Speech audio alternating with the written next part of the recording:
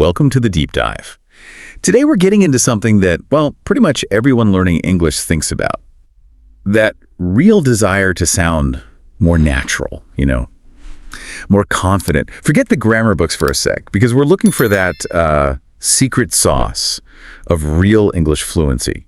We're using the Natural English Fluency Guide as our source today, and our mission really is to pull out the best bits, the most important stuff, to help you understand how real conversations actually sound. Yeah, and it's kind of a shortcut, isn't it? It's not just about what you say, but like how you say it, getting that rhythm right, the tone, how you react. It's all in there. I think you'll have a few aha moments with this one. Okay, so let's unpack this whole idea first. Speaking like a native. What does that even mean? The guide makes a really good point right away. It's definitely not about losing your own accent or trying to sound like, I don't know, a BBC newsreader or something. That's not the goal. Exactly. That's a huge misconception. It's not about erasing where you're from. The guide clarifies it's more about being comfortable, navigating the language easily, less about perfect pronunciation, much more about just interacting fluently. Right. So what it does mean, according to the guide, is using those everyday phrases people actually use, the casual stuff, and getting the hang of the rhythm, the flow of English, understanding intonation, how your voice goes up and down, and connected speech. We'll get into that. Plus, reacting naturally, like native speakers do without even thinking. Okay, here's a great example from the guide to show the difference. Think about the textbook answer. Yes, I understand what you are talking about.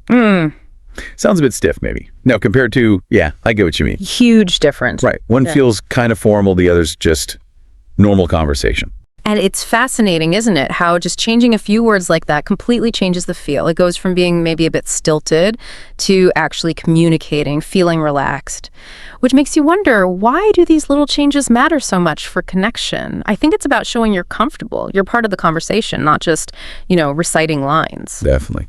Okay, so to really hear this stuff in action, the guys gives us a nice little dialogue. Let's listen to two friends, Anna and Jake, just chatting. Try to tune into the rhythm, the casual phrases, just how it flows. So Anna starts, "Hey Jake, long time no see, how've you been?" Jake replies, "I've been good, just super busy with work, you know how it is." Anna comes back with, "Yeah, tell me about it. I feel like I haven't had a proper break in ages." Relatable. Totally. Jake says, "Same here. It's like work, sleep, repeat." Anna laughs. "Ha ha, exactly. We should grab coffee sometime soon, catch up properly." Yeah. And Jake agrees. "Yeah, let's do that. I'm free next week. How about Wednesday?" Yeah. Okay, simple chat, right. But let's break down some bits the guide highlights, because they're really useful. First, long time no see. Super common, just means haven't seen you in a while. Easy. Then, how have you been? Notice the viv. That contraction how've just sounds more natural than how have you been spoken out fully. Yeah, it rolls off the tongue easier. And Anna's, "Yeah, tell me about it." Yeah. That's not asking Jake to actually tell her more. No, it's strong agreement. Like, I know exactly what you mean. I feel the same way. Precisely. Then there's grab coffee. Yeah. The guide points that one out. Grab just sounds friendlier, more casual than saying, "Let's get coffee," or "Let's have coffee." Small word, big difference in feel. It really is. And finally, catch up. Just means share your news, see what everyone's been doing. So putting it all together, it's not just about knowing these phrases in isolation. No, definitely not. The guide really stresses that the relaxed tone, the intonation, the overall flow, that's what makes it sound natural. It's not stiff or overly formal. It just flows. Exactly. It's the whole vibe of it. Makes people feel more connected, not just like they're exchanging information. Okay, so if phrases and flow are things you can sort of hear easily, the guide talks about something a bit more hidden, almost invisible. It calls it connected speech. This is huge. Native speakers, well, we don't usually say every single word perfectly separated. Not at all. We mush them together. Pretty much. Yeah. We connect words. Sometimes sounds get dropped. We use contractions all the time. It makes everything smoother. Let me give you a couple of examples from the guide. Think about, how have you been? Often that H sound just disappears, and it sounds more like, haven't she's been? How have you been? Right. Smoother. Or, what do you want to do? How often do you hear that sound like Jay want to do? What are What you want to do, or even just what I want to do. Very common. And a classic, I'm going to go. Almost always becomes, I'm going to go. And I'm going to go. See how that makes it sound less choppy? More fluid? Definitely. And this brings up a really important point, I think. understanding this stuff and maybe even practicing it a little, it doesn't just help your speaking sound more natural, it massively helps your listening too. Because suddenly you start hearing what people are actually saying, understanding those fast connections instead of getting lost. It's like cracking a code. That's a brilliant way to put it, cracking the code. Yeah. Because often you know the words, but you don't recognize them when they're all squished together like that. Okay, so beyond the sounds themselves, the guide adds another layer. Those little words and sounds we use to react or fill pauses. Ah, yes. The fillers and reactions. Crucial for sounding human. Totally. The guide gives some great examples, like for agreement, instead of just, yes, you hear, totally, for sure, yeah, exactly. Much more dynamic. Or when you're thinking, you get the classic, or, let me think. Or, Buys you time. Exactly. And for surprise. No way. Yeah. Really? Are you serious? You're kidding. Yeah. Let's try a super quick example. Like, A says, I just got back from Japan. B might say, no way, wow. How was it? Yeah, that no way adds so much more energy than just, oh. Or A says, I think I might change jobs soon. B, oh really? What makes you say that? C, those little reactions make it feel like a real conversation. They absolutely do. They're like the conversational glue. They show you're engaged, you're reacting genuinely. It stops it feeling like just reading lines back and forth. Yeah. It builds that rapport. Right. Okay, let's shift gears slightly. The guide is also really honest about things that might be holding learners back. Habits that make people sound maybe a bit robotic. Yeah, the don'ts. This is important too. So what to stop doing? First, stop overthinking every single word. Trying to get it perfect actually makes you sound less natural. Also, stop speaking too slowly, too deliberately, like you're reading from a script. That kills the flow. And a big one. Yeah. Stop trying to memorize really long, complicated sentences that sound impressive, but nobody actually uses in everyday chat. Oh, that's such a trap. Aiming for perfect grammar over natural communication. The guide basically says, embrace the slightly messy reality of spoken English. Exactly, which leads perfectly into what the guide says we should start doing. It's all about practice, really. Start listening to native speakers as much as possible. TV, deep dives like this, whatever. Immerse yourself. Yeah, and try shadowing that means listening and repeating right after the speaker. Great for catching rhythm and intonation. YouTube clips are perfect for this. Yeah. And maybe the biggest one, just speak more. Even if it's just talking to yourself in English about your day. Sounds weird, but it works. It really does. So here's a little challenge for you from the guide. Try it today. Just for 5 minutes, narrate what you did or what you're thinking out loud in English. Don't stop, don't edit. The key thing the guide stresses is that making mistakes is fine. It's actually essential. Native speakers make mistakes all the time. It's part of learning by doing. And that's a huge mental shift, isn't it? Moving away from fearing errors towards just practicing. Real fluency, the guide suggests, often grows out of that willingness to be imperfect, to just keep trying, rather than waiting until you can say everything flawlessly. Build the confidence by just doing it. Well said. So, wrapping up the main idea from this deep dive, getting that natural English sound isn't really about achieving perfection. It's much more about understanding and using the real rhythm, the common phrases, the connected speech, the little reactions, all those things that make up authentic conversation. It's about letting you come through in English. And the guide gives some really practical next steps for you to keep going with this. First, try watching sitcoms like Friends or The Office, maybe with English subtitles on. Notice how they really talk. Great for picking up casual language. Second, keep listening to audio deep dives, music, whatever, and actually pause and repeat sentences or phrases. Mimic the sound. Active listening and imitation. Third, maybe try using voice notes on apps like WhatsApp. It's speaking practice, but maybe less pressure than a live call. Good stepping stone. And fourth, this one's powerful. Record yourself speaking. Then listen back. It can be a bit cringy at first, but it's so useful for hearing where you can improve and also, importantly, hearing how much progress you're making. Celebrate that. And just remember that core message from the guide. You don't have to sound perfect. You just need to keep showing up, speaking up, and leveling up. Love that. It trips up so many language learners. What it actually means to sound like a native English speaker. Yeah. Forget the usual advice you hear, because our source for this, the English Fluency Podcast, Sounding Like a Native Speaker, it promises some, genuinely surprising insights. It really digs into it. So our mission today, let's unpack what sounding like a native truly is. moving way beyond those common ideas. The myths, really. Exactly, the myths. To get to practical, actionable stuff, and, well, some pretty cool facts for you listening, I'm genuinely curious what aha moments will uncover. And that's really the heart of it, isn't it? It's not about chasing some, perfect British or American accent. Right. Which, let's be honest, even native speakers don't all have the same one. Not at all. It's about something, I think, much more achievable and, frankly, more powerful. It's naturalness, confidence, clarity. It's about being able to understand quickly. And respond. Yeah. Making you sound like someone who actually sort of lives in the language. Instead of just studying it from a book. Precisely. Not just textbook English. Okay. Living in the language. I like that. That immediately makes me think about, the classic trap.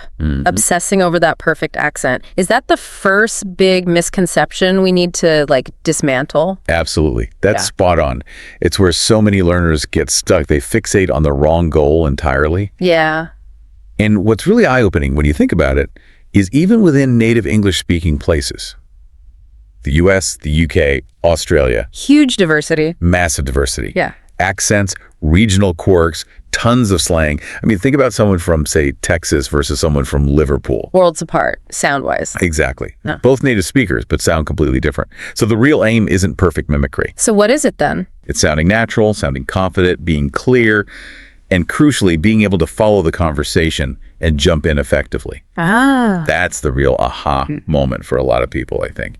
It shifts the focus. Okay, so shifting focus from perfection to what? Our source suggests we need to become linguistic detectives. Listen to how people really talk. Exactly right. Linguistic detectives, I like that. Let's take a really simple everyday example from the source. Just a quick chat. Emily and Ben, they bump into each other in a park. Okay. Emily says, "Hey, Ben, fancy seeing you here." Nice and natural. Yeah. And Ben's like, "Haha, yeah, just out for a quick jog. What about you?" Emily, "Same. Trying to stay active. Such a nice day." And Ben finishes, "I know, right? Finally some sun." Okay, standard enough chat. What should we notice? Well, first off, just how short the sentences are. Yeah, very brief. And the tone, right. Friendly, casual. But let's dig into some phrases. Fancy seeing you here. Feels quite British. It often is, yeah. But it's more than just hello. Yeah. It's got that specific flavor of, mild, pleasant surprise. Wow. Didn't expect you. Okay. Then, trying to stay active. Notice how it's a bit vague. Yeah, casual, not I am performing exercise. Exactly. It implies this ongoing effort, but it's relaxed. Wow. That kind of slight vagueness is super common in native speech. Right. And I know, right? Such a common way to strongly agree. Uh-huh. And you mentioned how it sounds different. Yeah, it often gets kind of slurred together phonetically. It's more like S-I-R-I. That last steel sound often disappears. Okay. Hearing that difference helps you decode it faster when you hear it. This is where it feels like, living language, not just words. It's the music of it almost. That's a great way to put it. The music, the rhythm, the unspoken stuff. Textbooks rarely capture that. So this brings up a point, though. If natives speak so casually, blending things, how do they actually do that? That leads us to connected speech, right? Precisely. Connected speech. It's how native speakers naturally link or blends words together when they talk. They often don't pronounce every single sound in every single word clearly. They kind of smooth it out. Yeah, they merge sounds. It makes phrases sound quite different from how you might expect if you just read the words one by one. Okay, give me some examples. All right. Think about, what are you up to? Very common question. Yeah. Often sounds more like my JHL chip too. That tinted, what becomes a glottal stop, are reduces to dree. Ginger too? Okay, I hear that. Or, did you eat yet? You'll frequently hear ginger astes J. The did you becomes J. Ton. Wow, okay. One more. I should have told you. That often turns into a croissadville Jew. Should have becomes chipperchet. A trod jimju, right. It's like linguistic efficiency. Uh-huh. Yeah, you could say that. It flows better. And understanding these blends, it must make listening so much easier. Because otherwise it just sounds like mush. It really does. It unlocks a lot in terms of comprehension. And of course, if you start using some of these yourself carefully, you sound more natural, much more natural. And you can practice this stuff, like take, I'm going to go now. Becomes, I'm going to go now, a sone mene. Exactly. Or, what do you want to do? What did I want to do? Perfect. Even a simple request. Could you give me a hand? Could you give me a hand? Give me a hand. See? Once you start listening for it, You hear it everywhere. you really do. In movies, music, podcasts, just to start tuning your ear to these connections. Okay, so we've looked at how natives connect sounds and use certain phrases. But how do you, the listener, actually start sounding more natural like this? Our source mentions something called phrase packs. Ah, yes, phrase packs. I love this idea. It's basically just groups of really common, everyday, native-level phrases. Ready to use. Exactly. Ready to deploy conversational ammo, grouped by situation. Makes it super practical. Okay, let's hear some. What situations? Right, so the source gives 5 key ones. First, making plans. Instead of very formal stuff, you get, You free later. yeah, or want to grab a bite, let's catch up soon. Or maybe I'll check my schedule and get back to you.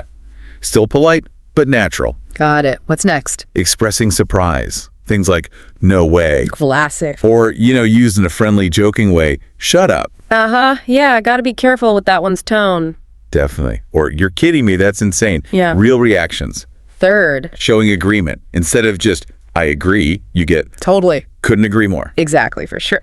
Much more dynamic. Nice. Number 4. Small talk. Those little icebreakers or conversation fillers. Crazy weather lately, huh? Always a safe bet. Or been up to much. Yeah. And replies like, just the usual. Same old, same old. Very common. And the last one. Ending a conversation naturally. Things like, anyway, I gotta run. Signals the end politely. Yeah. Or, let's chat soon. Yeah. Take care. Catch you later. Simple, friendly ways to sign off. Those phrase packs seem incredibly useful, just grab-and-go sentences.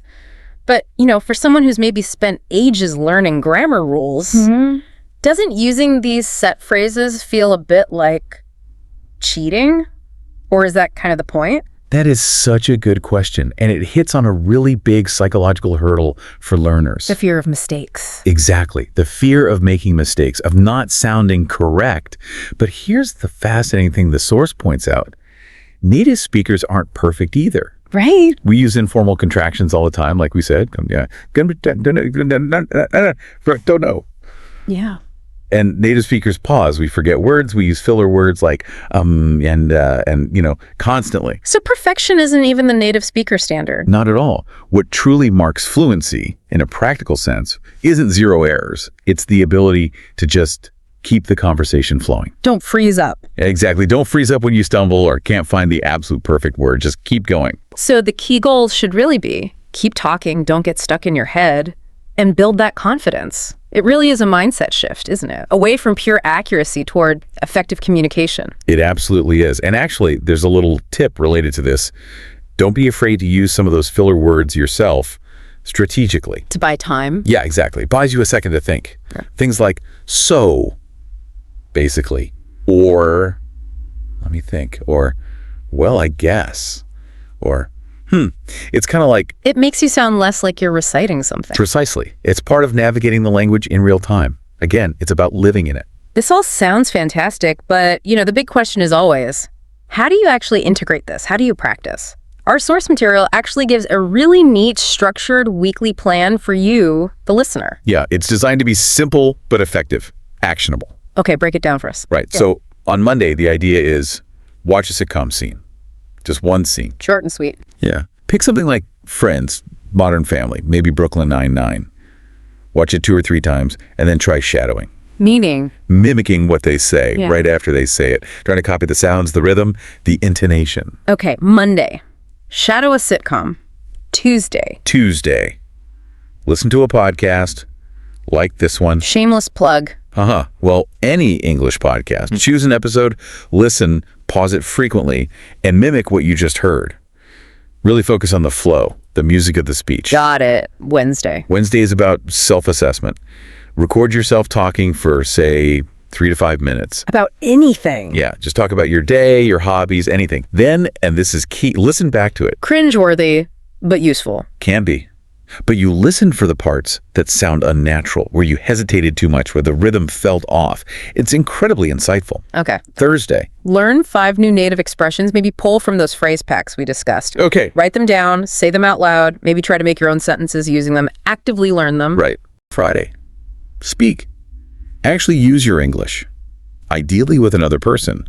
But even talking to yourself works. Talking to yourself in the mirror. Absolutely. Even 5 minutes. The goal is just to activate the language, use the things you've been learning. Okay, and the weekend. Weekend. Review. Yeah. Quickly rewatch the sitcom scene, reread the expressions, maybe listen to a bit of the podcast again. Just reinforce everything from the week. That sounds really manageable. It breaks down this big goal of sounding natural into small daily actions.